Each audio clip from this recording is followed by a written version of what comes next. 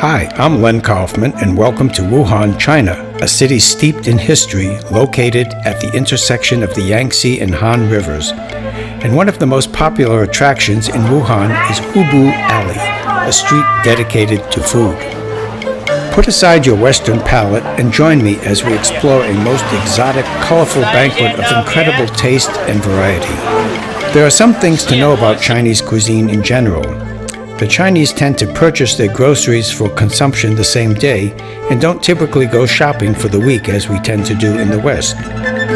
The implement of choice in the Chinese kitchen is the wok, which is used for frying and sometimes for boiling. Steamed food is also very popular. Ovens are rarely used. I visited the apartment of a Chinese friend of mine, and her oven was used to store pots and pans, not for cooking. In terms of spices, there is a pretty large divide between East and West. The Chinese use a lot of garlic, chili powder, pepper, cinnamon, ginger, and cumin. And they frequently use spring onions, which we call scallions. But they don't tend to use much in the way of herbs like parsley, sage, rosemary, thyme, oregano, and so forth. If parsley is used as a garnish, it will almost always be fresh and not dried.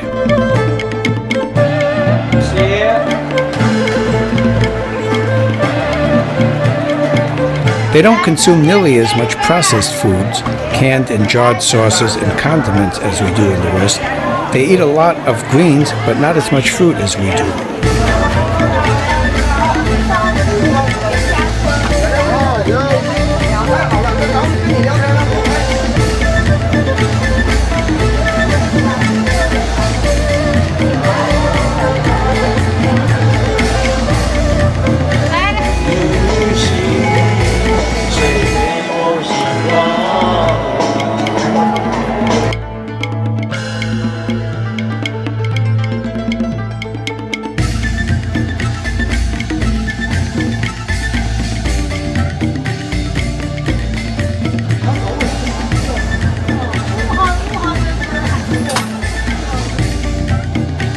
Both China and the West consume fish of many kinds. However, freshwater fish tends to be more common in China than in the West.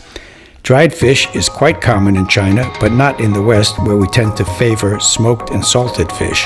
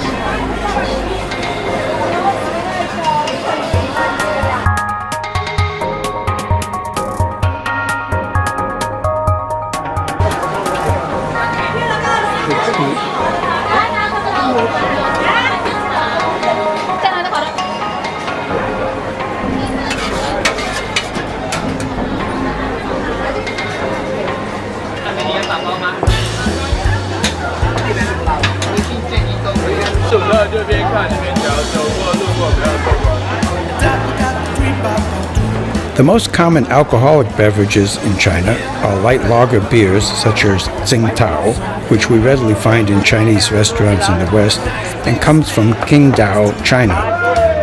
There is also a strong vodka-like brew called baijiu, which is distilled from grains. It is definitely an acquired taste and has been described by some Westerners as sweaty socks, rotten fruit, and much worse.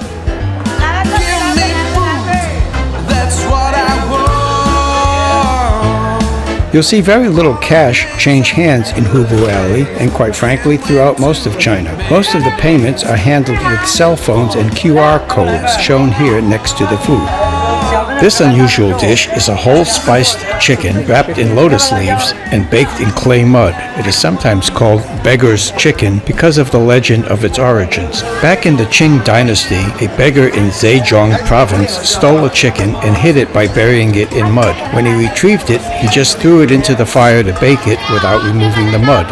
It was so delicious that he started selling chickens baked that way and made a fortune, or so the legend goes. To keep me satisfied.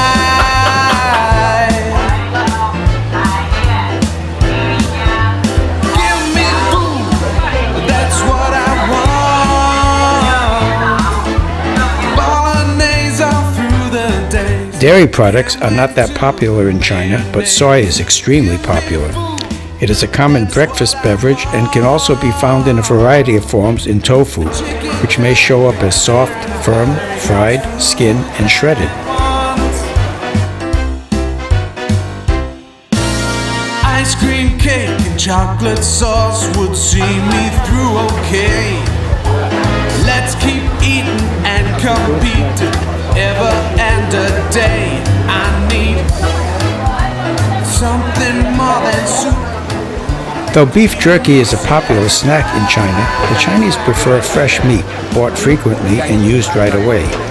In the West, similarly to our preparation of fish, we consume a lot of salted and smoked meats, such as ham, sausage, and deli products.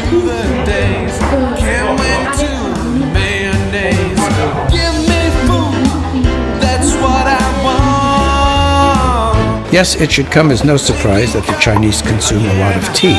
However, they don't share our addiction to coffee. I did see a huge number of Starbucks, however, and the prices in Starbucks I thought rather high.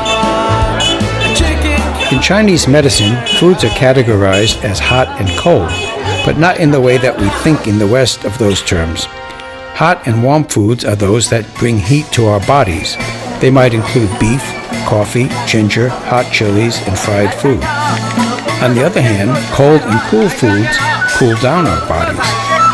These would include salad, green tea, and beer. Neutral foods would include oil, rice, pork, and most fish. Soy sauce is ubiquitous and in almost all dishes. It comes in light, dark, strong, and delicate.